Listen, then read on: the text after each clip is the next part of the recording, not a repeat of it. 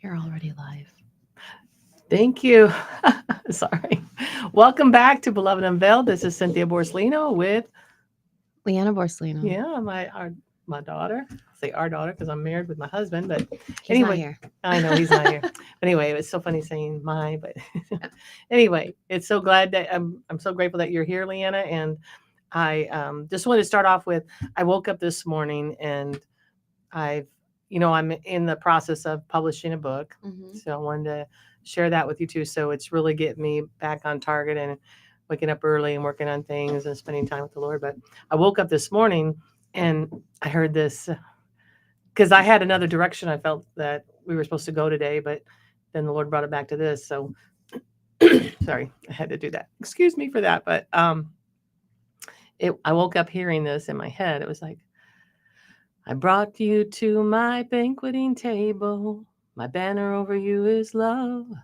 I brought you to my banqueting table. My banner over you is love. I brought you to my banqueting table. My banner over you is love.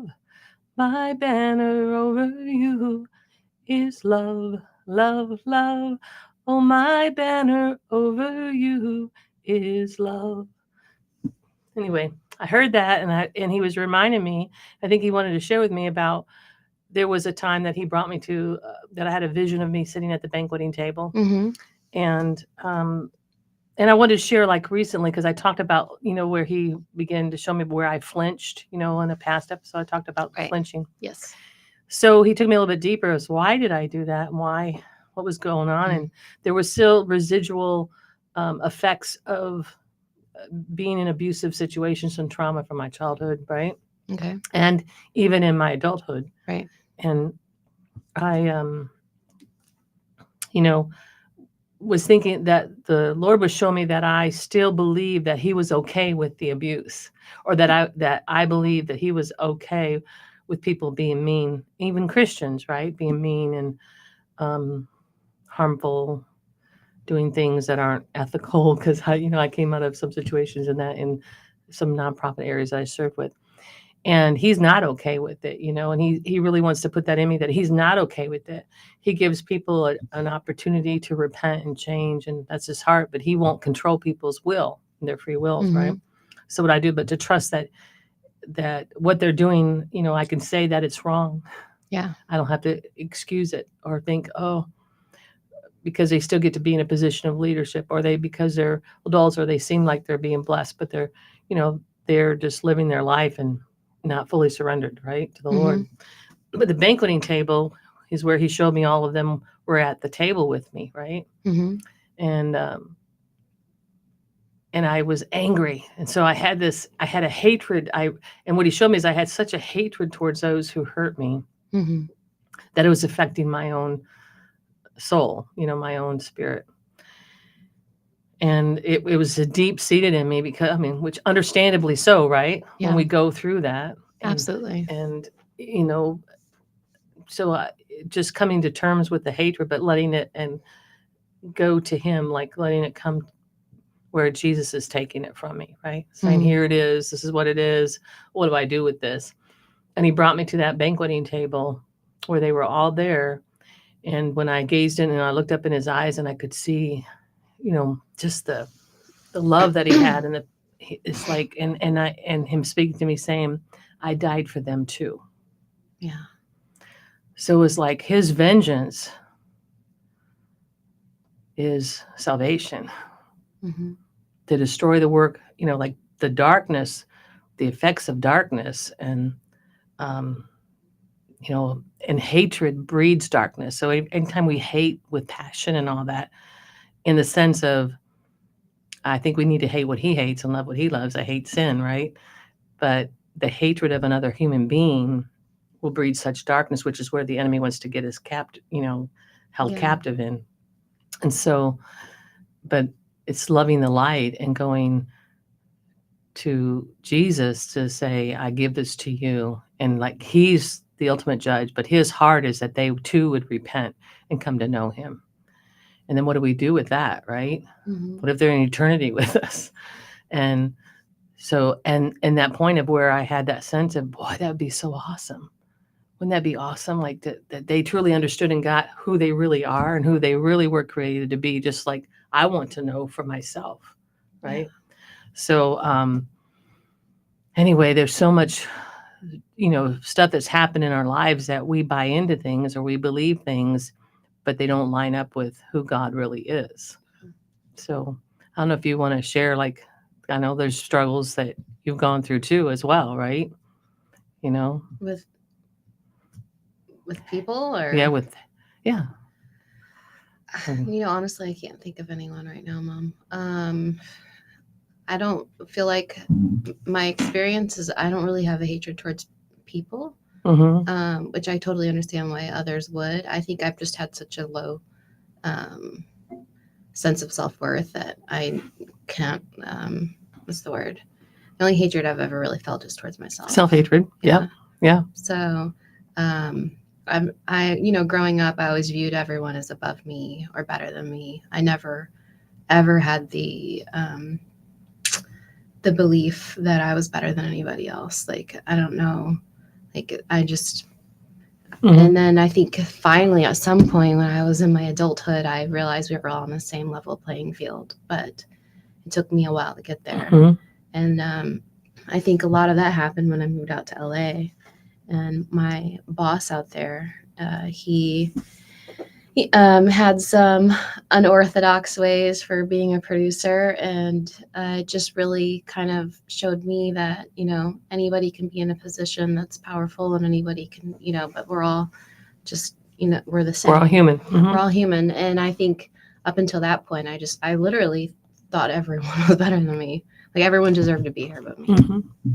Well, I used to believe that too. Yeah, absolutely. That's generational too. But no, I've never, and like I said, maybe that has a lot to do with trauma, but I've never like despised the thought of other people. It's always the despising was towards myself. I don't think I ever thought of me hating them until that moment when I was sitting there. Well, and it makes perfect sense too. Sometimes I wish I would experience that, but I don't know. I don't experience that feeling. I think it's like when you've been victimized or harmed, and then it continues, and you don't want to ever do that to anyone. I mean, the most horrible thing is like, oh, I don't want to ever do that or let anyone. I don't want to put anybody through that, right? So you end up being victimized over and over and over again, and you believe you deserve it, or that's just the way it is, or whatever, until Jesus comes on the scene to bring some healing in it. Anyway, it's kind of a. Also, you have to keep in mind, you are my mother, and I was raised by you, and Dad. Yeah. But when you were going through a lot of your healing, I was, in my teens, and I don't think there was ever a point, because you were experiencing these revelations then, right? Yeah. So, I just, like, it was always, people do things that are awful and sinful, but they're still human and they're still a child of God. And so I was just always taught from you to, or not always taught, but I just feel that was ingrained in me as well, is, whoever this person is that's harmed you or done this, like, God still loves them. And so it doesn't mean that we go and get hurt by them continuously. No, it doesn't. It doesn't mean that. It's just, like I said, I had some things I had to overcome in myself. Yeah. And I think that was one of the, like, why do we keep thinking that it's okay for, it's kind of hard to explain, but it's like, even when, as an adult, and you go through where you're being mistreated or not even having a conversation, somebody doesn't even respect you enough to have a conversation. If they have an issue, they go and talk to somebody else, right? Yeah. And then you find out about it, and you go to talk to them about it, but they don't give you the respect or, which I call, like, honor to have that conversation. And I think, in my younger years, I wouldn't have done it, but God's taught me over time that that's how you shut the enemy up. You go and confront the issue, and do it quickly. Don't let the sun go down, right? Yeah. And anyway, it's been I was trying to see how going from, that was the other thing, is going from, I used to be so afraid that if something good happened, that right around the corner, all these bad things were going to happen. Oh yeah, I can. Can you relate to that? Yeah. Yeah. I would say I don't know if a lot of people think that way, but I probably think that way too. Oh my! I was like, okay, I'm in this good, great moment. Like, oh, just around the corner, something bad about ready to happen, and the Lord started reminding me, it's like, I take you from glory to glory. Like our people would say, you go one step forward and you go 10 steps backwards. Have you ever heard that? Like I've heard people say that I've too. heard that. I think it's a form of hypervigilance, is when you've gone through a lot of trauma, you're constantly like, you can never get too comfortable. Yeah.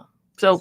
And as something that he's shown me, in that I've taken you from glory. You're not the same person you were, and I'm taking you from glory to glory. You're not going backwards. It might seem like you're going backwards, but that it's because that thing is still there affecting you. Yeah. It might have been hidden under the surface, but it's still there. So now it's coming out to the front. Now you get to, like, are you willing to give that to me? Are you willing to let me walk you through that? Like whatever that is, there's just kind of like with the whole thing with the flinching thing, where why did I shut down? Because I was shutting. Why am I shutting down? And so it was an opportunity, and I could look at it and say, oh, I'm going 10 steps backwards again. But instead, it's like the Lord saying, no, you're still in a better place than you were even a year ago or 2 years ago. Like, you're growing, you're learning. So now here's a deeper root of something. It's just residual. He just showed me it was like residual stuff from false beliefs and things because of what happened to me and my experiences that outweigh his truth. So it's like, okay, now what can I, do to change that? So I kind of just shifting my perspective of it, Yeah. So kind of and I think that's why I kind of titled this, hatred, bringing hatred to the banqueting table. Yeah. So you come to the banqueting table of Jesus, and he sits there with you, and you're, conversing with him and eating with him and like having that time with him. And he's so good at bringing to light, to tap into your heart, to love you. Never condemnation, never destruction for you, but always safe place and a beautiful place. Yeah, that is something interesting. Like, how amazing would it be as, like, when you pass on and you go to heaven and you're there, and that man that brought you to your first brothel that is there, and he's cheering for you. Yeah. Yeah. Like, he's like greeting you and is excited that you made it and you're there. And like, that's a really intense thought. Yeah. And feeling. And you're thinking, I've had, just for you even saying that, I see like just hugging and crying, embracing and say, where the enemy meant to destroy us, God delivered us and freed us. That's the transformation of Jesus Christ. That's why his resurrection is so important. I feel emotional thinking about it. I know. My story. It's a beautiful picture. I mean, and it's not saying that was okay, what happened. It's not at all. Absolutely. Yeah, right. It's just the redemption of Jesus. We're all sinners. We've all sinned and fall short of the glory of God. Exactly. And anyway, what a great conversation. I know. So anyway, if you'd like to, our time's coming to an end, but if you'd like to reach out to us at belovedunveiled@protonmail.com, belovedunveiled@protonmail.com, and we'll continue more on the conversation next week. Thanks for listening. Thanks for having me. Today.